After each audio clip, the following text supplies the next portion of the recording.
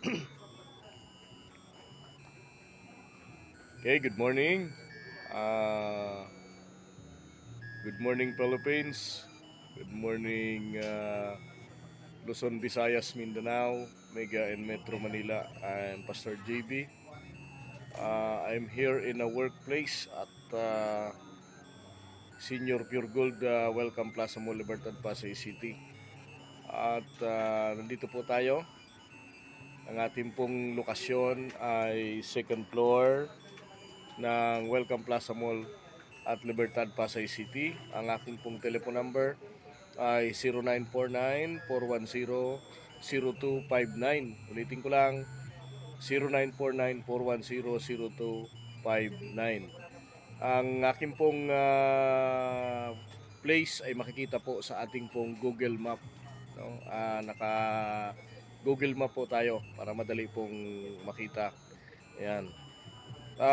Siyempre po, please like and share sa ating TikTok, Reel, Instagram, ang ating pong YouTube channel, Joel Brazal, ang ating pong Facebook na 4,000 followers, TikTok ay 2,300 followers, ang ating pong YouTube channel ay 243 subscribers, ang ating pong FB page na 73 followers. Yan. Please like and share and subscribe po mga kaibigan. Ayan. Good morning po. Siyempre po tayo po yung mapapanood worldwide after na may i-upload po natin ang ating pong video. Ay mapanood po tayo. At unahin po natin yung ating pong update dito po kay Bagyong Opel. No, si Bagyong Opel po ay nag-raise na po siya ng signal number 4 dyan sa may Cagayan. No? Hindi pa panlugar dyan sa may Dulong Hilagang Luzon. At ito po si Bagyong Opel, ang kanya pong lakas ay 160 kilometers per hour. Kumikilos po ito ng 30 moving north westward. 30 kilometers per hour. May pagbugso po ito ng hangin na almost 200 kilometers per hour. So malakas po ito. No? Si Bagyong Opel. At ito po'y kumikilos papunta dyan sa may Dulong Hilagang Luzon. No, at ito po'y maglandfall dyan sa may either dyan sa may Cagayan, dyan po sa may Northern Luzon area. At ito naman pong isang bagyo na may international name na Manye. Ito pong si Bagyong Pipito. Pag pumasok po ito mamayang gabi, ay papangalanan po itong Bagyong Pipito. Si Bagyong Pipito ay malakas din pong bagyo. At ito pong si Bagyong Pipito ay tatama ho ito, tatawid ho ito sa kalupaan ng Luzon.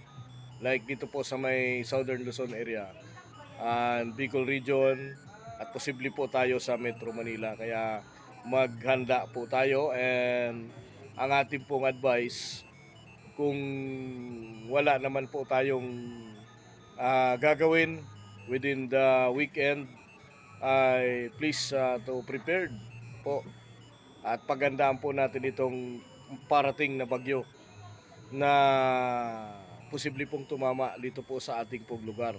Like dito po sa Metro Manila and other mga lalawigan pa kalapit ng Metro Manila and Bicol region and Visayas. So paghandaan po natin. At ito naman pong si Bagyong Opel, lalo na po dyan sa mga lugar dyan sa may Northern Luzon na dinaanan po ng mga magkakasunod na bagyo ay paghanda din po tayo.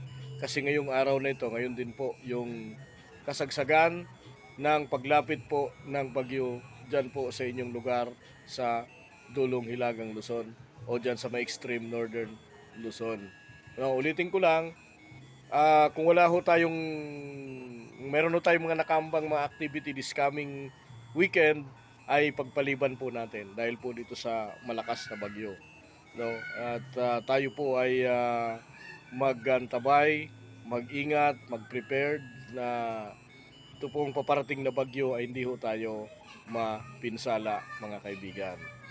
Ayan, so yan po yung ating maikling update and good morning po sa lahat. At binabati po natin ng isang mapagpalang araw ang lahat po ng ating mga viewers. This is my advocacy. So ginagawa ko ho ito at upang mabigyan ng mga mahalagang impormasyon ang ating pong mga kababayan, lalong-lalo na po ngayon, mayroong parating na bagyo, no? So, dalawang bagyo ito, grabe, ano?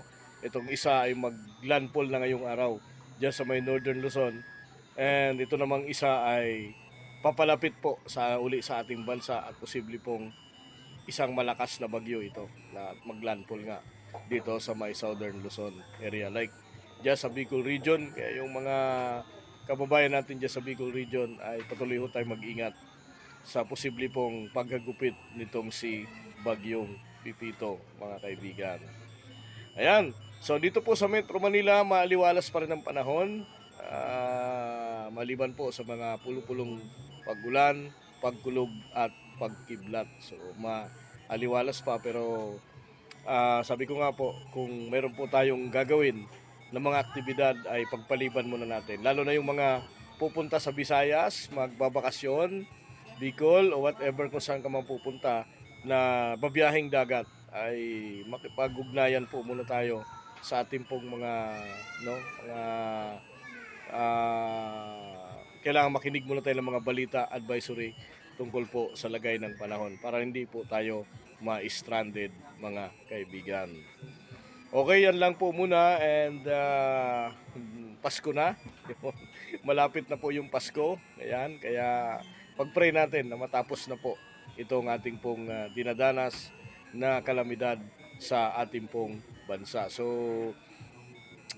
magla-live po tayo mamaya-maya siguro, or tomorrow. Magla-live din tayo para ipaabot yung mga impormasyon, lalo na pag pumasok na itong si Bagyong Pipito, ay magbibigay tayo ng update din sa mga posibleng mangyari, mga kaibigan. So muli po, please like and share, at pasyalan nyo po ang aking workplace. Masarap magpamassage, JB Wellness Blind Massage located at Senior Pure Gold, Welcome Plaza Mall, Libertad, Pasay City. I-follow ang ating Facebook, ang ating YouTube channel, like and share, ang ating TikTok, Reel, Instagram, mga kaibigan. So marami pong salamat, and let us pray, no? Tayo ay magpasalamat sa Panginoon. Father, we thank you, Lord, this morning. Salamat po, Panginoon, sa aming pong mga buhay. Lord, patuloy ka naming tinataas sa umagang ito. And Lord, I pray, Panginoon, sa itong mga nagbabadyang bagyo, hindi ho kami mapinsala, hindi po kami masalanta, Panginoon, pagkat naniniwala kami na mahal mo kami, Panginoon, at hindi mo kami hahayaan na masalanta na naman ng nagbabadyang kalamidad. Father, I believe, Panginoon, na sasamahan mo kami, iingatan mo ang bawat isa. And Father, I declare today sa lahat ng mga may karamdaman, may sakit, Jesus' name, na pinagaling mo po sila, Panginoon. And I declare, Lord, all the businesses, big businesses, lahat, Panginoon, ng mga business, patuloy mo pong pagpapalain, Panginoon. And Father, thank you. At dalangin po namin sa aming pong minamahal na Pangulo Ferdinand Marcos Jr. at ang lahat po ng mga leader ng aming bansa, na patuloy mo po kaming samahan, ingatan. Lord, your protect, your anointing, your power. Lord, salamat po, Panginoon, to be conquer sa aming country. Iniwala po ako, Panginoon, na ang aming bansa ay patuloy mo pong iingatan. Father, we thank you. At sa lahat ng mga viewers, makakapanood nitong video, Panginoon, sila po ipagpalain mo at abutin mo ng iyong mapagpalang kamay ang kanilang pangangailangan. Thank you, Father. Natas ka namin sa pangalan ng Jesus, namin tagapagligtas. Amen and Amen. Okay? Naririnig nyo po yung aking kumukuti-kutitap dito. Medyo pause na, pero ganda yung niya, no, yung Christmas light, no. Marami ng mga pailaw ngayon. Marami ng mga makikita mo sa mga pagkagabi, yung mga kumukuti-kutitap na ng mga pailaw. Ayan. So marami pong salamat, and muli po ay magpapatuloy ang ating advocacy, magpapatuloy ang ating pagpapaabot ng impormasyon kaugnay po sa ating binabantayang mga weather disturbance. So muli po, marami pong salamat. God bless.